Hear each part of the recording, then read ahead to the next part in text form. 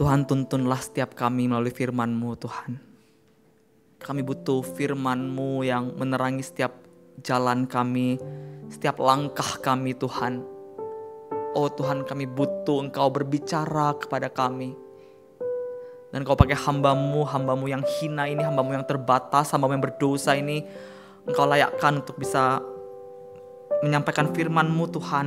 Firman yang hidup, firman yang benar, firman yang kudus ini Tuhan.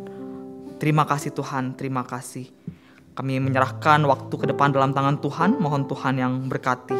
Ini doa kami, demi Yesus kami berdoa. Amin. Ya, sekali lagi saya mengucapkan shalom. Saya bersyukur ya ada komunitas pendoa-pendoa di GKY Peak.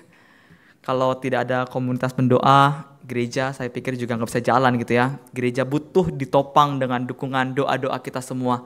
Dan saya bersyukur kalau ada orang-orang yang senantiasa setiap Rabu bisa datang berkumpul bersama-sama berdoa di tempat ini. Sungguh indah, sungguh adalah waktu yang indah kalau tiap Rabu kita bisa bersekutu dalam doa-doa kita di hadapan Tuhan.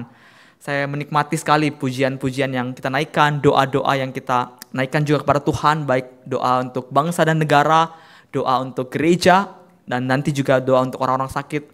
Sungguh adalah kesempatan yang indah. Hari ini kita akan melanjutkan tema kita mengenai doa syafaat. Kalau 2 minggu lalu Lauseria menyampaikan panggilan bagi orang percaya untuk menjadi pendoa syafaat, untuk menjadi pengantara bagi orang-orang lain untuk berdoa kepada Allah melalui doa-doa syafaat. Minggu lalu juga Musa Abadi juga menyampaikan bahwa Tuhan Yesus adalah the ultimate intercessor. Dia adalah pengantara yang paling ultima. Dan hari ini kita akan melanjutkan dengan tema The Spirit Intercede Us, atau kalau dalam bahasa Indonesia saya bisa terjemahkan Roh Kudus mendoakan kita. Mari kita buka Alkitab kita dalam Roma pasal 8 ayat 26 sampai 27. Roma 8 ayat 26 sampai 27. Saya akan bacakan bagi kita semua. Roma 8 ayat 26 sampai 27, demikianlah firman Tuhan. Demikian juga Roh membantu kita dalam kelemahan kita. Sebab kita tidak tahu bagaimana sebenarnya harus berdoa, tetapi Roh sendiri berdoa untuk kita kepada Allah dengan keluhan-keluhan yang tidak terucapkan. Dan Allah yang menyelidiki hati nurani mengetahui maksud Roh itu bahwa Ia sesuai dengan kehendak Allah berdoa untuk orang-orang kudus. Amin. Saudara, ketika kita percaya pada Tuhan Yesus, Alkitab mengatakan bahwa Roh Kudus itu diam di dalam hidup kita orang percaya. Atau kalau kita menggunakan bahasa Paulus mengatakan bahwa tubuh kita, tubuh orang percaya adalah bait Roh Kudus. Roh Kudus tinggal bertabernakel dalam hidup orang percaya. Untuk apa saudara? Firman Tuhan mengatakan bahwa salah satu tugas atau alasan kenapa Roh Kudus tinggal dalam hidup kita ialah untuk membenarkan bahwa orang percaya adalah milik Tuhan, bahwa orang percaya adalah ahli waris Allah. Roh Kudus memberikan kita hidup dan menjadikan kita anak Allah. Suatu saat nanti kita akan dimuliakan bersama dengan Kristus. Dan Roh Kudus itulah menjadi tanda, menjadi jaminan bahwa kita ini adalah milik Allah, bahwa kita ini adalah anak-anak Allah. Selain itu dalam bacaan kita dikatakan bahwa Roh Kudus juga membantu kita dalam kelemahan kita. Di sini dikatakan bahwa Roh Kudus mendoakan kita kepada Allah. Mungkin ini terkesan aneh. Ada mungkin yang bertanya bahwa, Roh Kudus bukankah juga Allah? Bagaimana mungkin Allah bisa berdoa kepada Allah? Bukankah Roh Kudus adalah Allah dan Bapa adalah Allah? Bagaimana Allah bisa mendoakan manusia kepada Allah? Dan kalau kita belajar dalam teologi proper Allah Tritunggal, kita tahu bahwa Allah Bapa dan Allah Roh Kudus adalah satu kesatuan. Bagaimana mungkin mereka yang bersatu itu bisa Allah Roh Kudus berdoa kepada Allah Bapa? Bagaimana mungkin Roh Kudus bersyafaat kepada Allah untuk kita? Mungkin ini bagian yang cukup sulit dan saya harap melalui penjelasan saya hari ini bisa kita mengerti. Kita akan perlahan-lahan belajar mengenai bagian ini. Dan kiranya firman Tuhan ini bisa menghibur kita, bisa menguatkan kita. Saudara, kita yang adalah manusia, kita itu diciptakan, kita itu terbatas dan kita itu berdosa. Kalau pakai bahasanya pendeta Stephen Tong, dia pernah mengatakan bahwa manusia itu ada 3 tit. Tit pertama itu limited, polluted, and created. Kita itu terbatas, kita itu tercemar, kita itu ciptaan. Sekali lagi saya katakan ya, kita itu ada limited, polluted, dan created. Dan sebagai manusia yang terbatas, sebagai manusia yang tercemar, sebagai manusia yang ciptaan, kita itu tidak tahu bagaimana kita harus berdoa. Kita seringkali mengatakan dalam pertemuan-pertemuan, atau mungkin dalam persekutuan doa, kita seringkali mengatakan bahwa doa itu adalah nafas orang percaya. Amin. Kita seringkali mengatakan bahwa doa itu adalah komunikasi atau instrumen kita bisa berelasi, bersekutu dengan Allah. Betul. Tapi kalau kita mau jujur, saudara, kita itu sebenarnya seringkali kita nggak tahu bagaimana cara kita berdoa. Dalam doa-doa kita seringkali hanya minta, kita seringkali hanya mau Tuhan mendengar apa yang sesuai dengan kehendak kita. Kita mau supaya Tuhan ikut kehendak kita, bukan kita ikut kehendak Tuhan. Dengan demikian dalam doa-doa kita seringkali mengatakan, Tuhan jadilah kehendakku, bukan jadilah kehendakmu. Dan firman Tuhan hari ini dengan jelas mengatakan bahwa kita itu tidak tahu bagaimana harus berdoa. Namun bersyukur, ada Roh Kudus, ada Allah Roh Kudus yang diberikan menjadi penolong bagi kita untuk berdoa. Dia menolong kita untuk berdoa. Dia menolong kita untuk menyampaikan isi hati kita, sehingga isi hati kita bisa sesuai dengan kehendak Allah. Teman-teman, saudara, dalam kemanusiaan kita nggak bisa memahami kehendak Allah. Kehendak Allah itu begitu sempurna, kita nggak mungkin bisa. Dengan kata lain, kita juga nggak bisa untuk berdoa sesuai dengan kehendak Allah. Kelemahan kita di mana kita tidak tahu bagaimana sebenarnya kita harus berdoa adalah kelemahan yang tidak mungkin kita hindari sebagai manusia. Kita manusia terbatas, tidak mungkin bisa memahami kehendak Allah. Allah itu Allah yang tidak terbatas. Kita manusia yang berdosa, yang tercemar, kita nggak mungkin bisa paham kehendak Allah yang kudus. Dia Allah yang kudus, kita berdosa, kita nggak mungkin paham. Kita manusia yang ciptaan, kita dicipta, kita nggak mungkin bisa paham dengan jelas kehendak Tuhan yang adalah pencipta, yang adalah creator kita. Oleh karena itu Paulus tidak mengatakan seperti ini. Oh, kalau kamu nggak bisa mengetahui kehendak Allah, kamu itu harus berusaha untuk minta wahyu Tuhan, berusaha memahami kehendak Allah. No, justru Paulus mengatakan bahwa kita emang nggak bisa melakukan itu, maka ada Roh Kudus yang sebagai jalan keluar. Roh Kudus yang akan menolong kita dalam kelemahan kita. Dialah yang akan mendoakan kita. Saudara, kalau kita melihat kisah-kisah dalam Alkitab gitu ya, ketika kita buka Alkitab kita nemu banyak tokoh-tokoh iman, pahlawan-pahlawan iman, spiritual giant yang juga seringkali juga mereka salah memahami kehendak Allah. Saya kasih contoh 2 ya. Kalau kita lihat pertama itu saya kasih contoh Paulus dalam 2 Korintus pasal yang ke-12. Di sana dia berdoa kepada Tuhan supaya Tuhan mengambil duri dalam daging. Namun justru Tuhan tidak menjawab doanya. Justru Tuhan mengatakan bahwa itu bukan kehendakku untuk mencabut duri dalam daging. Tapi kehendak Tuhan ialah supaya Paulus bisa mengalami kuasa Tuhan, dan dikatakan kuasa Tuhan yang menjadi sempurna dalam kelemahan-kelemahan Paulus. Paulus gagal salah tangkap dia apa maksud Tuhan. Atau kalau kita melihat doa dari seorang abdi Allah yang begitu terkenal yang bernama Musa dalam Ulangan pasal 3. Ketika dalam pasal 3 dia berdoa ketika untuk masuk ke tanah Kanaan, tanah perjanjian, dia mau supaya dia bisa masuk dalam tanah perjanjian. Namun kehendak Tuhan juga beda. Kehendak Tuhan tidak mengizinkan dia untuk masuk ke Kanaan. Saudara, begitu sulit kita bisa paham apa kehendak Tuhan. Kita sulit sekali untuk tahu apa yang benar untuk kita doakan. Para tokoh-tokoh besar seperti Paulus, seperti Musa, yang begitu besar itu saja bisa gagal dalam memahami kehendak Tuhan. Tapi meski demikian, hal itu tidak bisa menjadi alasan untuk kita, oh kalau gitu, kalau Paulus saja salah, kalau Musa saja salah, ya udah saya nggak usah berdoa deh. Bukan seperti itu, saudara-saudara ya. Kita tetap harus berdoa.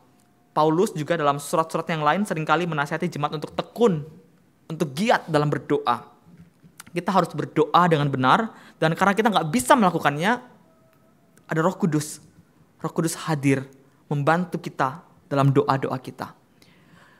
Kalau kita melihat doa ini seringkali dianggap sebagai hal yang sepele, tapi kalau kita membuka Alkitab kita bisa melihat sebenarnya dalam doa syafaat itu bukan hanya Allah Roh Kudus saja yang bekerja, tapi juga Tuhan Yesus bekerja. Saya mau ajak kita membaca dalam Ibrani pasal 7 ayat 25-26.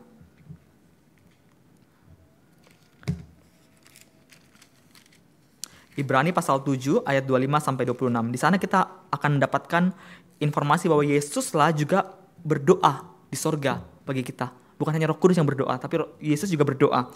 Saya bacakan ya, pasal 7 ayat 25 sampai 26. Surat Ibrani.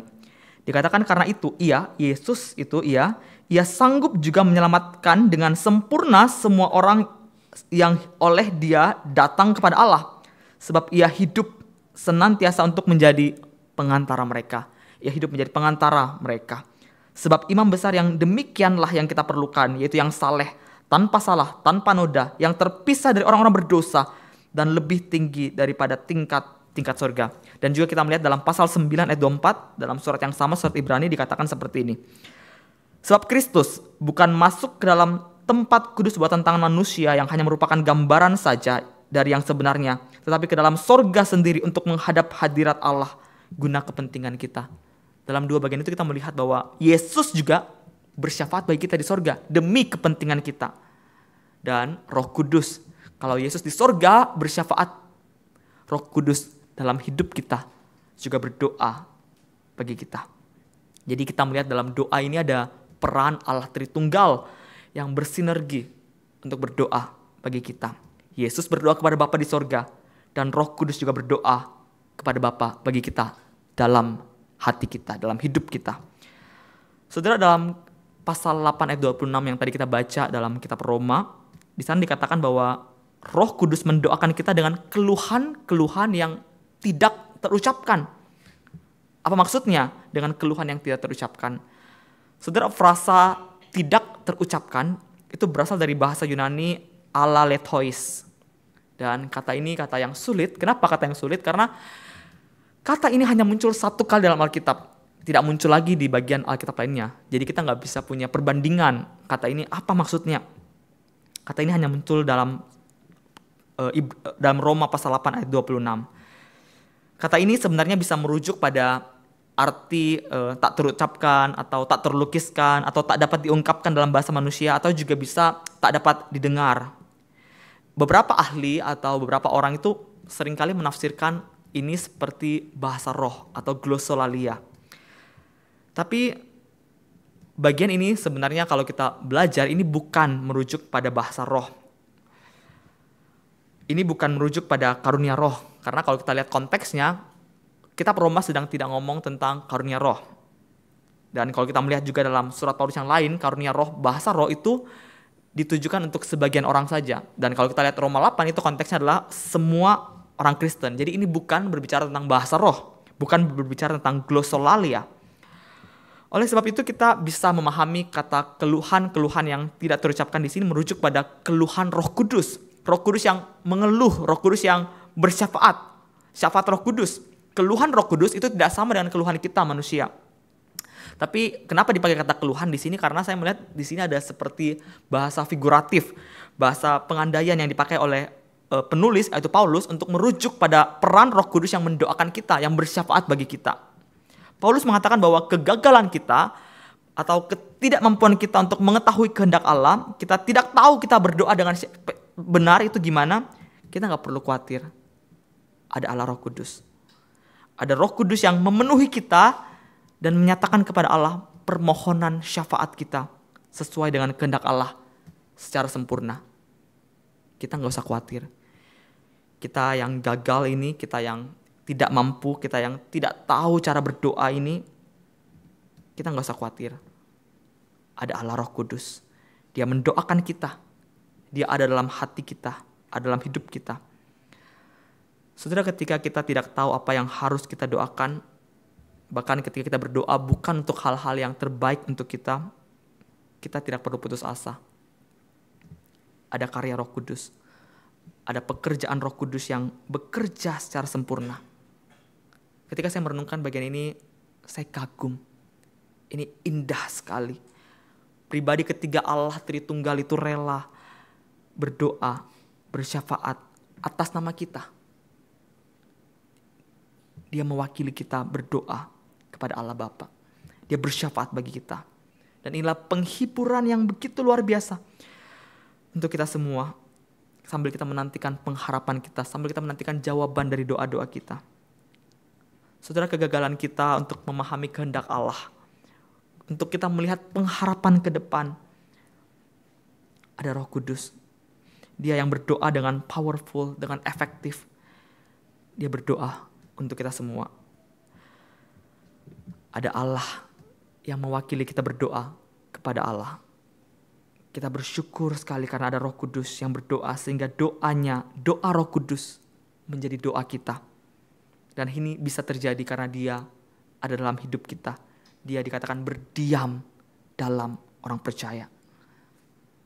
Saudara, peran Roh Kudus dalam mendoakan kita gak bisa lepaskan dari karyanya yang lebih esensial.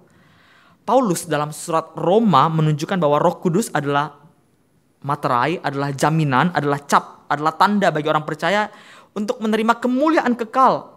Ketika nanti kita berjumpa dengan Allah, apa jaminannya bahwa kita ini orang percaya? Apa jaminannya bahwa kita diselamatkan? Jaminannya adalah Roh Kudus yang tinggal dalam hidup kita, yang tinggal dalam hati kita, yang membawa kita pada kemuliaan kekal. Dan bukan hanya kekekalan nanti, dalam kita menghidupi dunia ini, dia juga adalah agen. Agen untuk apa, saudara? Agen yang membawa kita kepada kemuliaan itu nanti. Saudara, sebenarnya kemuliaan itu kita sudah peroleh, tapi belum mencapai klimaksnya, belum mencapai kesempurnaannya. Saat ini kita masih hidup dalam dunia yang penuh dengan penderitaan, penuh dengan kesulitan, penuh dengan kesengsaraan. Kita masih menantikan, kita masih mengharapkan kemuliaan yang ultima itu. Saudara, dalam teologi Paulus, penderitaan yang kita alami dalam dunia ini bukanlah sesuatu yang harus orang Kristen hindari. Namun justru itu adalah anugerah. Penderitaan itu bagi Paulus adalah anugerah. Kenapa saya katakan demikian? Mari kita buka Alkitab kita kembali dalam Roma pasal 5 ayat 3. Roma pasal 5 ayat 3 dikatakan seperti ini. Kita malah bermegah juga dalam kesengsaraan kita. Karena kesengsaraan akan menghasilkan pengharapan yang sejati dalam Roh Kudus.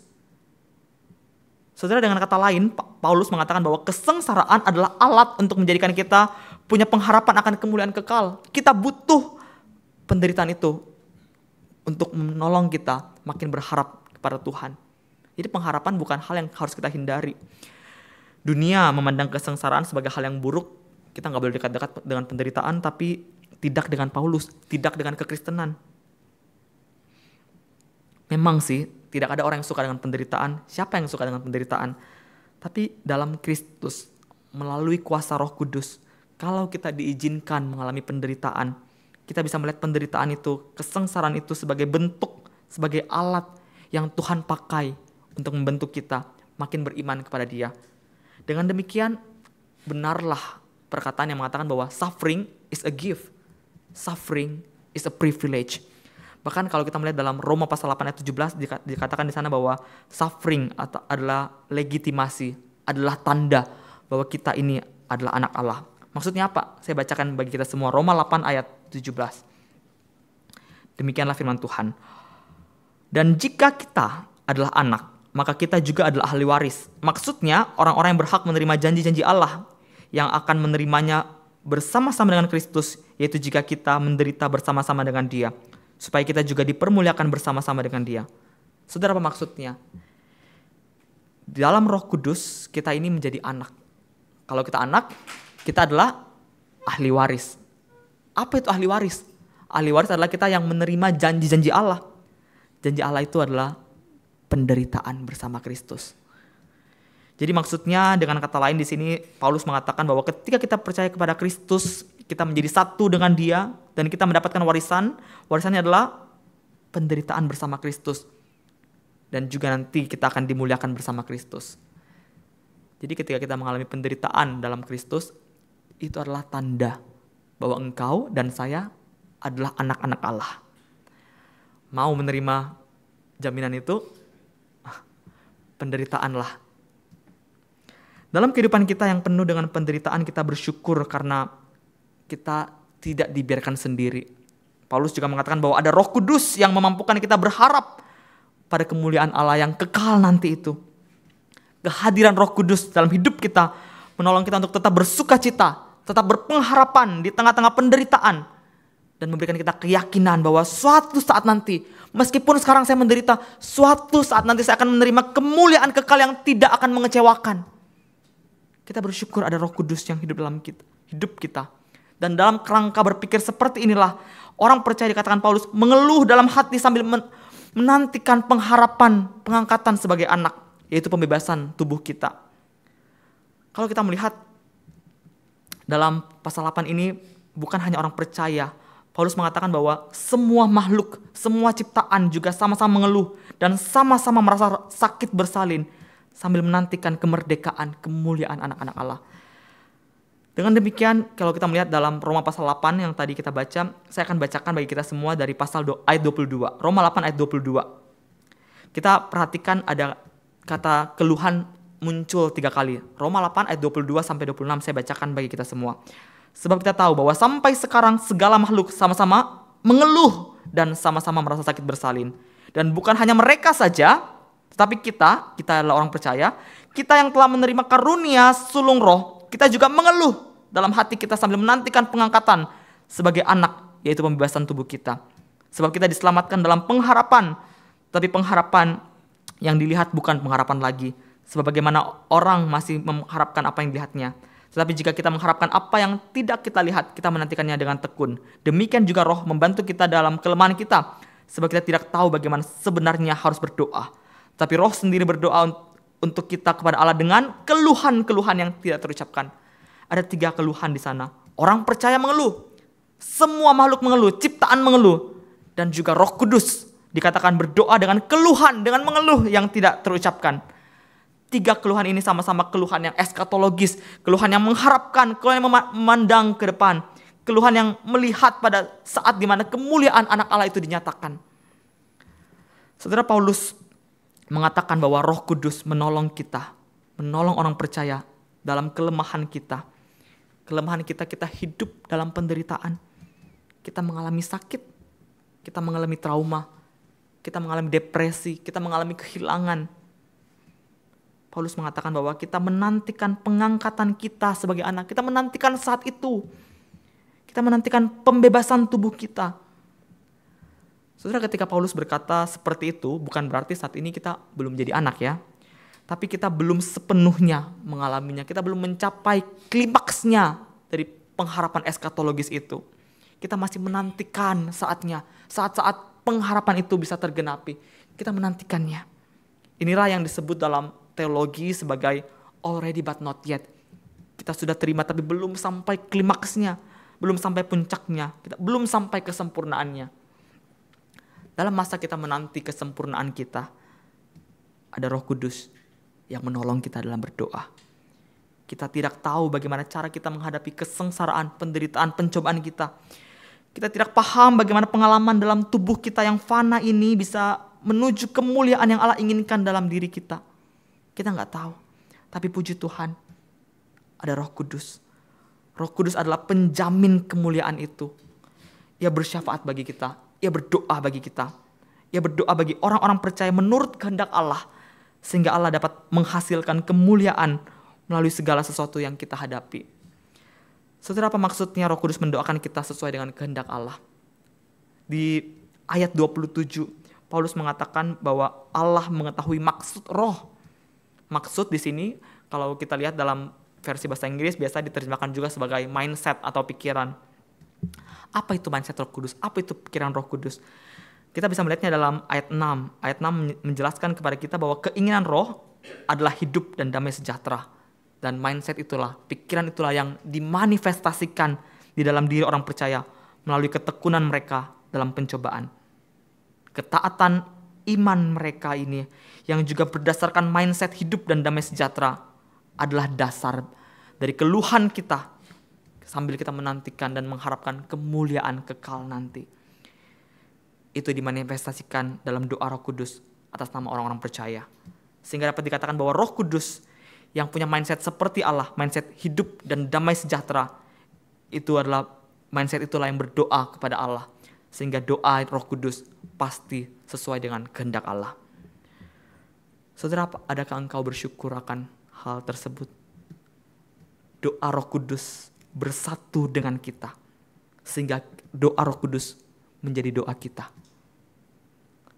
Dalam perjalanan kita hidup di dunia ini, kita merindukan masa-masa pengharapan eskatologis itu tiba, kita menantikan kapan Tuhan datang dengan penuh kemuliaannya. Kita merindukan partisipasi penuh dalam kemuliaan kekal nanti. Karena itulah tujuan kita pertama kali diciptakan. Tapi karena kita ini terbatas, karena kita ini berdosa, kita tidak tahu apa yang Allah lakukan dalam segala situasi kita. Bagaimana situasi kita saat ini bisa punya maksud untuk kekekalan nanti. Kita nggak tahu itu semuanya. Kita bingung, kita khawatir, kita takut, kita tidak tahu bagaimana kita harus berdoa. Tapi puji Tuhan, ada Roh Kudus.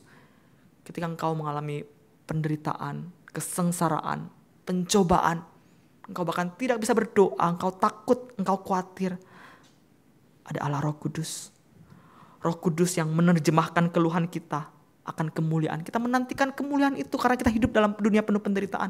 Kita menantikan kapan Tuhan datang, kapan kita bebas dari penderitaan ini.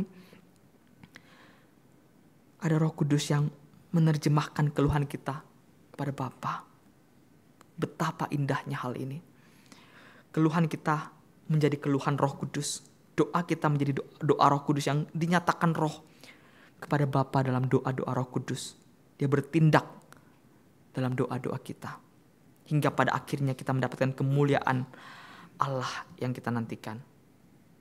Saudara, pola pikir Roh Kudus yang ada dalam diri kita, kiranya itulah yang menolong kita berharap akan kehidupan, akan kemuliaan masa depan nanti.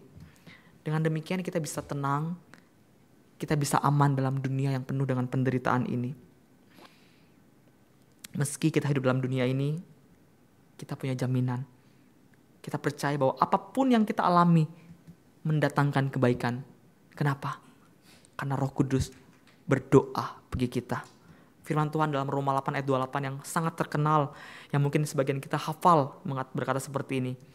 Kita tahu sekarang bahwa Allah turut bekerja dalam segala sesuatu untuk mendatangkan kebaikan bagi mereka yang mengasihi Dia. Yaitu bagi mereka yang terpanggil sesuai dengan rencana Allah.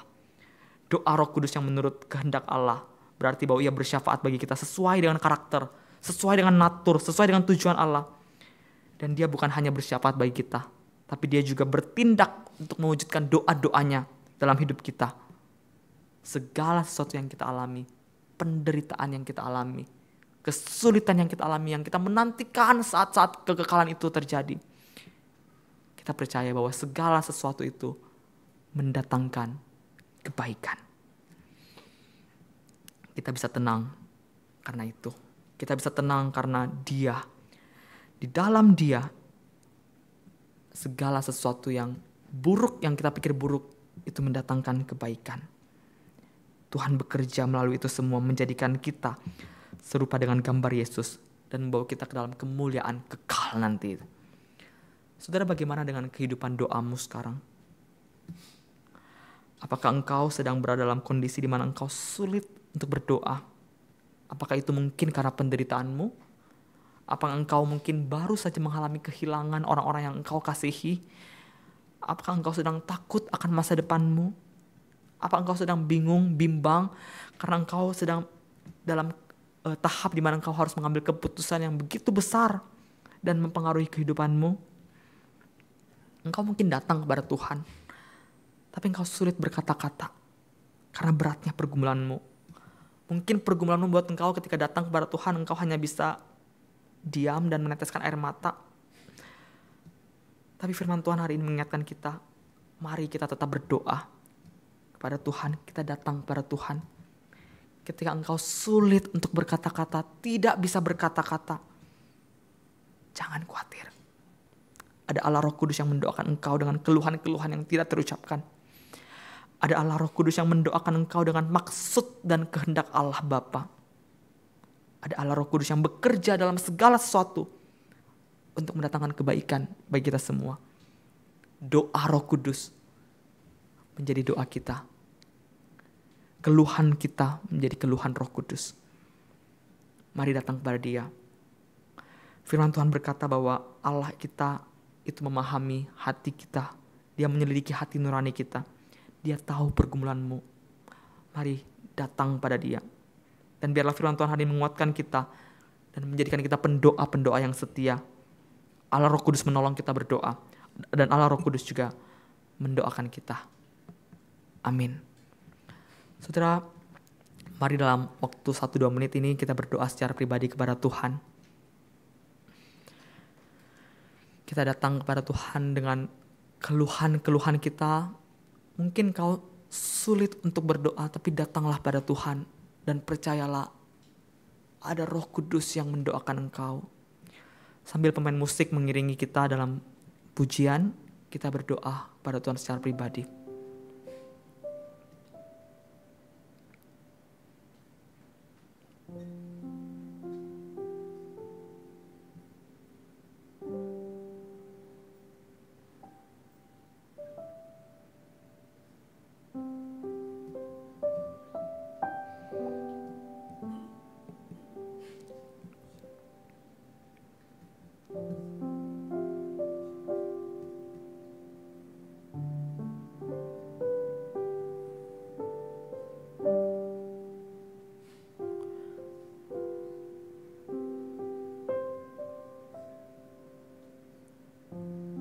Tuhan, terima kasih.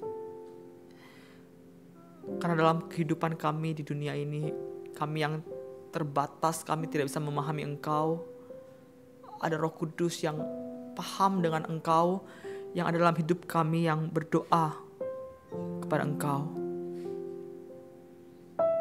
Dalam perjalanan kami dalam dunia yang penuh dengan kesulitan, kesengsaraan, penderitaan ini, kami percaya bahwa kami tidak sendiri. Ada Allah Roh Kudus yang hidup dalam hati kami, yang senantiasa berdoa bagi kami. Kami percaya bahwa segala sesuatu yang kami alami dalam dunia ini, beratnya hidup kami, kesulitan kami, pergumulan kami, mungkin ada sebagian dari kami yang baru saja kehilangan orang-orang yang kami kasihi.